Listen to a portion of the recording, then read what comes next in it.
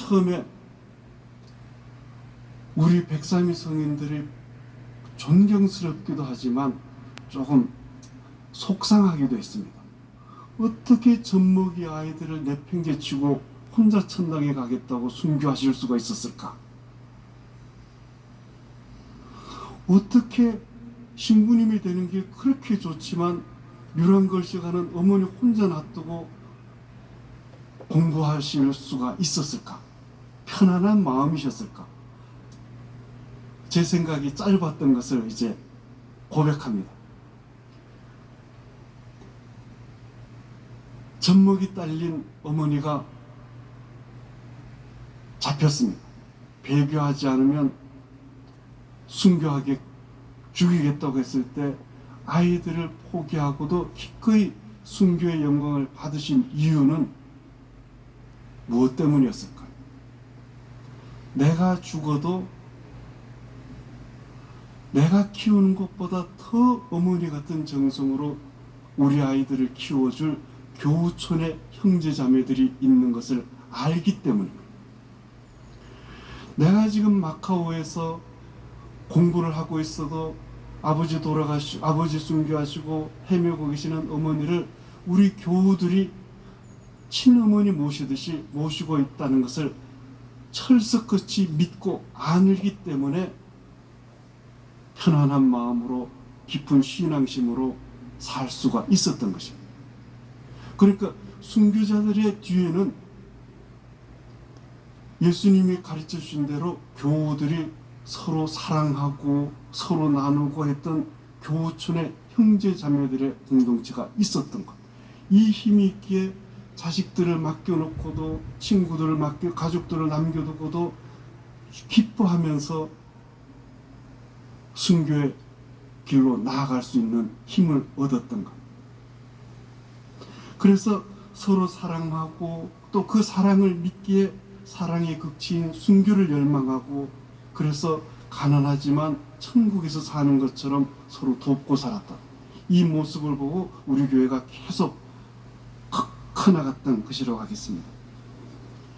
민들레 국수집을 찾아오는 손님들은 추운 날 노숙을 하고 나면 아침에 일어날 때 온몸이 죽을 만큼 아프다고 합니다. 일어날 수가 없어서 한참을 주물러야만 겨우 다리가 움직이고 팔이 움직이고 이렇다고 합니다. 민들레 국수집에 와서 이런 이야기를 하시다가 어디가 아프신지 물어보시면 온몸이 다 아프다고 합니다. 그러면서 종합진찰 한번 받아보는 게 평생의 꿈이다. 파스 한 장만 얻을 수 있으면 정말 좋겠다. 찜질방에서 하룻밤만이라도 좀 따뜻하게 잡았으면 여한이 없다. 또 음식을 씹을 수 없으니까 치과 진료라도 좀 받게 해달라. 또 민들레 국수집 근처에 단칸방이라도 하나 얻어서 살 수 있으면 소원이 없겠다. 또 어떤 분들은 정말 외로워서 죽겠다고 합니다. 그러면서 중매를 좀 서달라고 합니다. 그저 안타까운 사연 듣기만 하고 초코파이 하나 드리고 차 한 잔 내밀면서 들어줍니다. 처음 민들레 국수집을 시작하면서 돈을 아껴서 한 50만 원, 100만 원 모으면 민들레 식구로 맞아들일 손님을 유심히 살펴봅니다. 그래서 민들레 식구가 되시겠어요? 하면 그러겠다고 하시면 방 한 칸 혼자 사실 수 있도록 단칸방 얻어드리고 최소한도로 살 수 있도록 해드리고 1년이고 2년이고 살아나실 수 있을 때까지 거들어드리고 일하기가 너무 힘들어 하시면 수도원 수준의 용돈도 드리면서 이제 도와드립니다. 또 어떨 때는 젖먹이 아기를 업고 갈 곳 없어서 찾아온 사람들, 또 지적장애가 있는 여성분들, 이런 분들이 오시면 급히 방을 얻어야 되는 경우도 있습니다. 그럴 때는 동네 인심이 얼마나 좋은지 보증금을 외상으로 얻기도 합니다.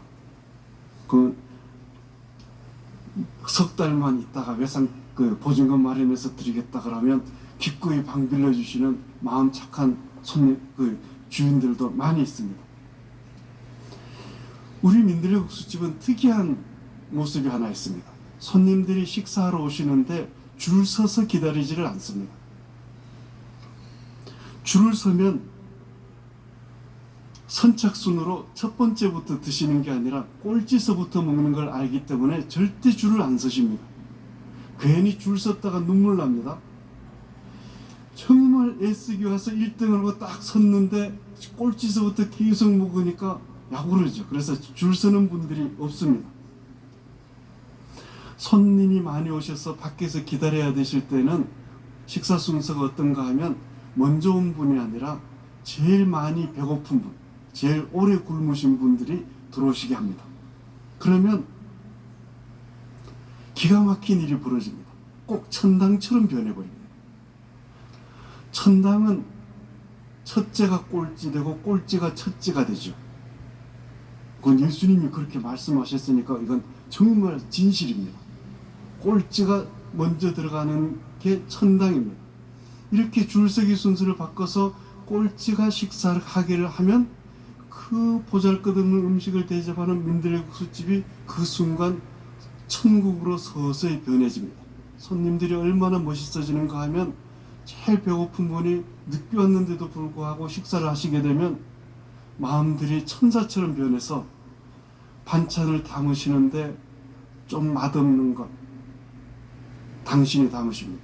그리고 뒷사람이 좋게 먹을 수 있도록 반찬도 이쁘게 하면서 담아주십니다. 그리고 식사도 너무 자기를 양보해주면 뒤에 기다려주는 분들이 고마워서 식사도 조금 빨리 해주십니다. 그러면 어느새 그 많이 기다리는 사람이 다 배부르게 되고 기분 좋게 변하는 이런 모습 봅니다. 우리 손님들이 밥만 먹고 살 수는 없습니다. 밥은 당연히 먹어야 됩니다. 밥만 먹고 살면서 왜 변하지 않느냐고 비난하는 것은 정말 옳지 않은 것 같다고 생각했습니다. 사람은 행복할 때, 등 따뜻하고 배부를 때 딴 생각을 하기 시작합니다. 아니, 딴 생각을 할 수가 있게 됩니다. 배고프고 그 다음에 사는 게 위협하고 생존의 위협을 느끼게 되면 사는 것 때문에 다른 것 생각할 겨를이 없습니다. 그러다가 이제 먹고 살만해지면 내가 왜 사는지, 이렇게 사는 게 과연 올바른지 고민을 하기 시작합니다. 그래서 우리 손님들에게 좀 도움을 주기 위해서 따뜻 배부르게 하게 하신 다음에 고민할 수 있도록 꿈같은 일이었지만 민들레 희망지원센터라는 아주 작은 집을 마련을 했습니다. 조그마한 2층 집인데 1층에서는 손님들이 깨끗하게 발을 씻고, 그러면 발을 깨끗하게 씻으시면 새 양말을 드립니다. 그러니까 이제 발냄새가 안 나게 됩니다. 그리고 나서 1층에서 책도 보고 인터넷도 할 수 있고, 그리고 차도 커피도 이제 드시는 만큼 무상으로 드시고 그럽니다. 그리고 2층에서는 손님들이 샤워도 하실 수 있고, 그 다음에 밀린 빨래도 하시면 뽀송뽀송 말려서 드리고, 그리고 밤새 추운 날 밤에 그 노숙을 했다가 얼어 죽게 되니까 밤새 걷는 노숙하시는 분들도 있습니다. 그러면 낮 동안이라도 조금 눈을 붙이게끔 그 낮잠 자는 조그마한 방도 하나 마련되어 있고 그렇습니다. 그리고 아주 재밌는 일을 했습니다. 뭔가 하면 우리 손님들이 어떻게 하면 다시 살아나실 수 있게끔 할까 생각한 것이 스스로 자기 이야기를 하게끔 도와드리면 좋겠다 해서 책을 한 권 보시고 간단하게 독후감을 써서 그냥 이렇게 발표하면 말하기가 어려우니까 노트에다가 짧게 써서 발표를 하면 독서 장려금으로 현금 3,000원씩을 드립니다. 우리 손님들에게는 정말 필요한 돈입니다. 어떤 분은 용돈 한 푼 없이 6달을 지내셨다는 분도 있습니다. 노숙하시는 분들 중에서 3,000원만 있으면 노숙을 안 하고 밤에 지낼 수 있는 곳도 있습니다. PC방도 있고 또 영등포역 근처에 가면 행복다방이라는 곳이 있는데 그곳은 3,000원을 내면 하룻밤을 세울 수 있는 그런 곳도 있습니다. 요즘은 책 읽고 독서장려금 받아가시는 분들이 하루에 40분, 한 50분 그 정도 됩니다. 그리고 갑자기 날씨가 추운 날에는 찜질방 티켓을 나눠드리기도 합니다. 그리고 감기 걸렸거나 몸살이 나신 분에게도 찜질방 티켓을 드리면 노숙하시는 우리 손님들이 사우나에 가서도 찜질방에 가서도 주무실 수가 있습니다. 왜 그런가 하면 이제 민들레국수집에서 배부르게 드시고 민들센터에서 씻고 옷도 갈아입고 민들레 옷가게에서 옷도 쇼핑해서 입고 하면 이제 거의 냄새가 안 나게 됩니다. 그래서 일반 사람처럼 이제 찜질방에 가도 찜질방 주인께서 일반 손님으로 받아들이고 이렇게 합니다. 그렇게 하면서 언제까지 도와주는가 하면 스스로 노숙을 그만두고 싶어 할 때까지, 스스로 노숙을 그만두고 싶어 할 때쯤 되면 그때 이제 민들레 식구가 될 수 있게끔 거둔다거나 아니면 직장을 찾는 걸 도와드리거나 하면 손님들이 자연스럽게 노숙에서 벗어나는 이런 기적 같은 일이 벌어지게 됩니다.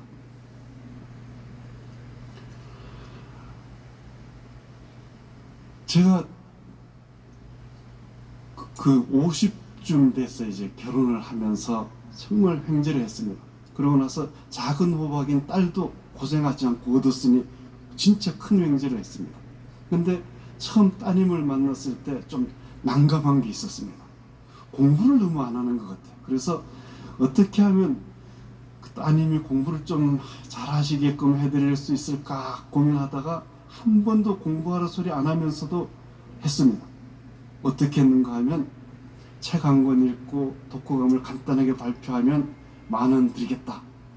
이러니까 처음엔 돈 욕심 때문에 웬 행제냐 하면서 책을 읽다가 책 읽는 취미를 가져버렸습니다. 그래서 나중에는 10,000원을 안 줘도 밤새 책을 읽고 그렇게 하더니만 대학 다닐 때쯤에는 성적 장학금도 받아오고 막 그렇게 변해버립니다. 그리고 또 따님이 친구들과 놀다가 보면 좀 늦게 오는 수도 있습니다.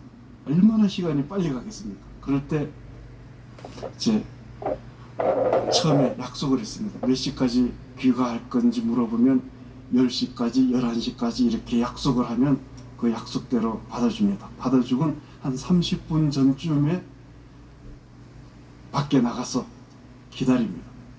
천주교 신자들은 기다리는데 도 같은 사람입니다. 4,000년도 기다리고 지금도 우리가 기다리고 그렇습니다. 대림절도 얼마나 잘 기다립니까? 그런데 기다릴 때 아주 쉽게 덕을 쌓으면서 기다릴 수 있는 방법이 있는데 뭔가 하면 묵주기도를 하면서 기다리면 정말 좋습니다.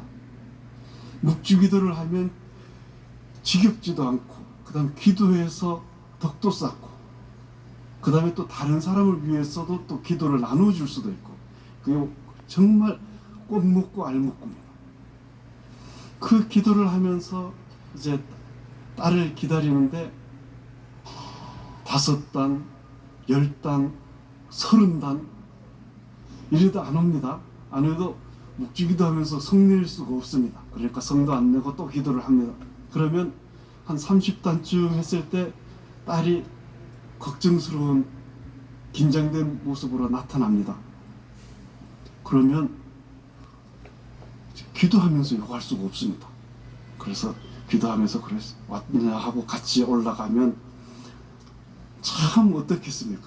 분명히 혼날 줄 알았는데 혼도 안 내고 밖에서 기다려주고 자연스럽게 이제 내가 언제든지 늦으면 아빠가 밖에서 기다리니까 하면서 오히려 이제 제 걱정을 해서 일찍 들어오다가 보니까 이제는 안 기다려도 일찍 들어오고 이렇게 이제 변하게 됩니다.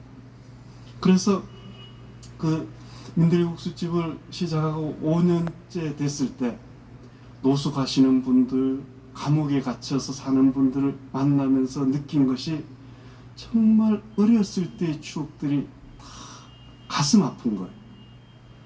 감옥에 갇힌 분들 이야기 들어봐도, 노숙하는 사람들 이야기를 들어봐도 어렸을 때 행복했다는 분이 좀 드물더라. 그래서 노숙하시는 분들, 감옥에 갇힌 사람들 돕는 것도 중요하지만 예방을 해야 되는 것도 정말 중요하구나. 아이 때부터 좀 도와줘야겠다 해서 공부방에도 갈 수 없는, 아니면 좀 거리에서 헤매는 이런 아이들을 위해서 조그마한 공부방을 하나 시작을 해보기로 했습니다.